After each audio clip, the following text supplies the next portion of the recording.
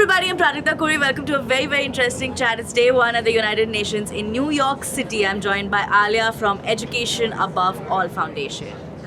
How are you? I'm good, how are you? I'm good too, thank you. Thank you for joining me. No, thank you for having me. How has it been for you so far at the UN? It's been a whirlwind. I think is. it's also very inspiring to see all the different types of people from different countries, different ethnicities, with all different types of opinions. I think it's so important to have that. And it's so nice to be under a roof where problems and solutions are together. Yes, Yeah. 100%. And I think we know what the problems are. Yeah. It's time for us to hear all Yeah. all types of solutions. Yeah. I think that's where we're at right now. That's true. So can you tell us a little bit about what you do? What I do at Education Above All. So I work in the Protect Education and Insecurity and Conflict program, which is what we call PEACE. And we work on the protection of the right to education in times of conflict. And for us, obviously,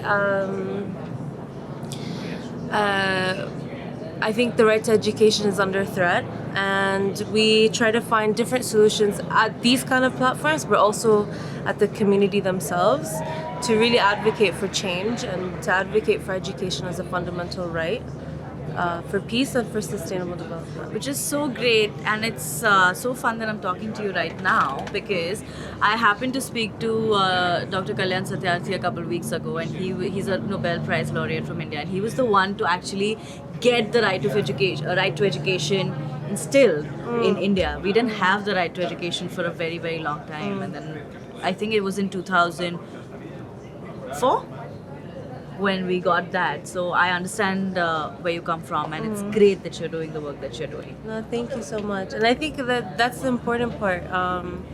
For a global issue like this, you really need to focus on the communities and target those in order to really bring about wider change. And you also do a lot of work in India. We do if there are other programs. So EA has different programs. Okay. Well, mine is more an advocacy and research program and a law advocacy program. We have our innovation department that have projects in India, among other programs for us. We have Educate a Child, which works with out-of-school children. We like to intervene in different ways to really ensure that the right to education is realized and a reality for all children. So a huge chunk of my audience is young people, which I love, because right now in India, it's our superpower. Right now, all these people kind of want to speak about things that affect our world, but a lot of times they do not understand it, or the communication is so difficult that it doesn't kind of make through. It's so complex. So if you had to explain the Sustainable Development Goals, which are the SDGs, to say a 13-year-old, but easier, how would you do that? To a 13-year-old? Yeah. The Sustainable Development Goals, I would tell that child to look around, and that in order to live maybe a most peaceful or fruitful life, there's certain things that you need in your environment, and not just you, but everyone around you as well. And that kind of peaceful, fruitful environment should be a reality for all. And so the SDGs are almost like a checklist of what you need. So you want people to have education, you want them to have healthcare. Number 4. I just know 3 for sure. Like I know 4 is education, 5 is gender equality, and 13 is climate action. 16, peace and justice. 16 is peace and justice. Number 1 is no poverty. I mean, it's a lot of items that we need to achieve, but I think everyone has their niche and their interest, and I think we can make it happen. Which is great. Speaking of goal number 4, could you speak a little bit about that and how that kind of aligns with the work that you do?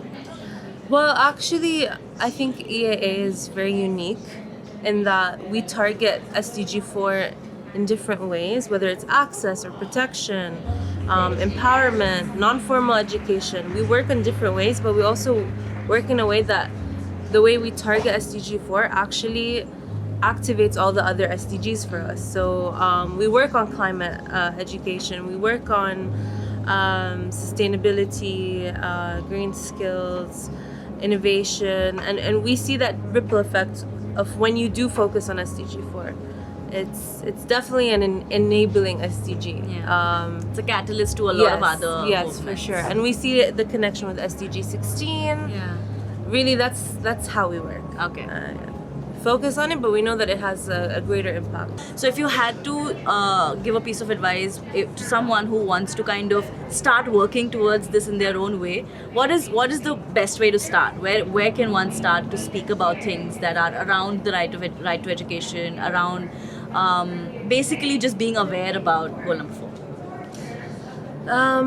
I think that question, you're talking about a young person, right? Yeah, I mean, or anyone at all. Where can they start? Can they start at home? Can they start at school? I think every environment is different.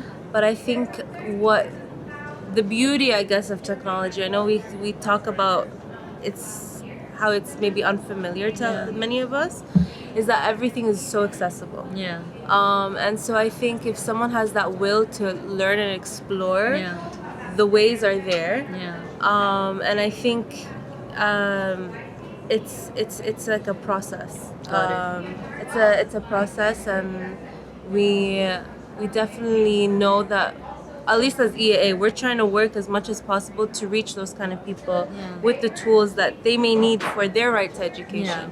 So recently at the last observance of the International Day to Protect Education from Attack, we launched different tools and resources that young people could use, but they're also tools that, you know, a journalist can use or a policymaker can use. And we're really trying to bridge that gap so that once a person is aware of their surroundings and their situation, what they want to advocate for, they also have the skills and platforms to make a change. And I think that's what's needed for that person, that young person, whether it's a person in India or a person in the DRC or a person in Colombia. They just need to have access to those tools and know that those tools are available and that they'll be heard. And I think they'll kickstart that journey themselves, for sure. Thank you, Alya, and we are very grateful for the work that you are doing. Please keep doing what you're doing. And yeah, thank you for joining me. Thank you so much.